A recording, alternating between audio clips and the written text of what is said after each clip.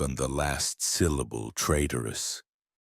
I hated that they could still make me sound small. I packed the things that belonged to me, which turned out to be less than I thought. A stapler I liked, a mug with my chipped initial, a notebook full of figures and reminders scribbled in cramped handwriting. The desk I'd organized 1,000 times looked like a stranger's furniture. I ran my hand under the drawer lip and found the coin I taped there years ago. A superstition, a promise to myself that I would never be the kind of bookkeeper who forgot the pennies. I slipped it into my pocket like a tiny spine. When I stepped out, the warehouse smelled like cardboard and cold metal. Men in navy shirts rolled dollies past pallets stamped with destinations we had no money to satisfy. I paused at the back door and looked across the floor. Daniel was laughing with two friends near the loading bay, already planning the next pivot, the next slogan to paste over an empty account. He saw me and lifted 2 fingers in a lazy salute. "Try not to cry," he mouthed. I didn't. I walked into the parking lot where dusk had peeled the sky into navy and bruised purple, and the sign for once failed to pretend. The letters stammered and went dark.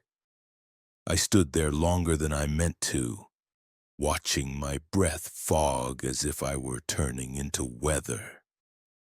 I thought of the years, of the birthdays I missed because month end fell on a Saturday, of the jokes I swallowed in meetings so vendors wouldn't see the family fractures, of the time I drove 2 hours to pick up a shipment because the driver refused to deliver after Daniel called him a donkey, of Mom's face turning to ice whenever I asked for a day off, of Dad repeating, "This is how men do business," and me, a girl holding a ledger like a shield.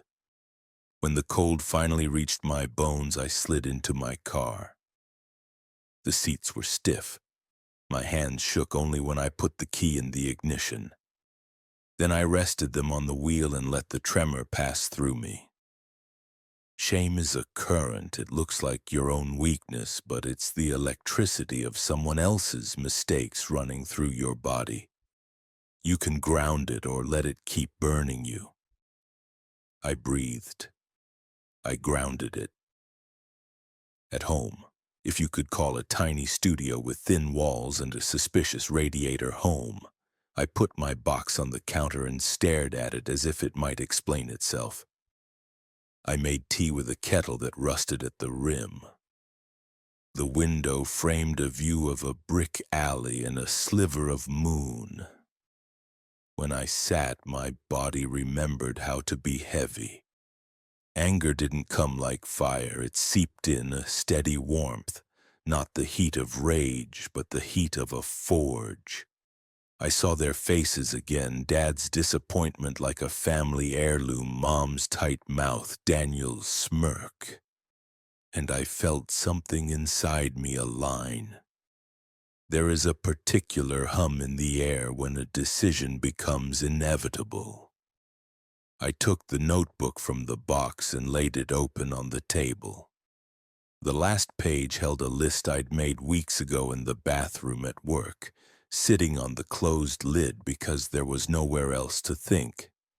Suppliers we could trust. Routes that made sense. Margins that worked if you weren't trying to impress anyone. A list of names people laughed at because they weren't brands. Yet they delivered on time and honored their contracts. The numbers on that page were not sexy, but they were true.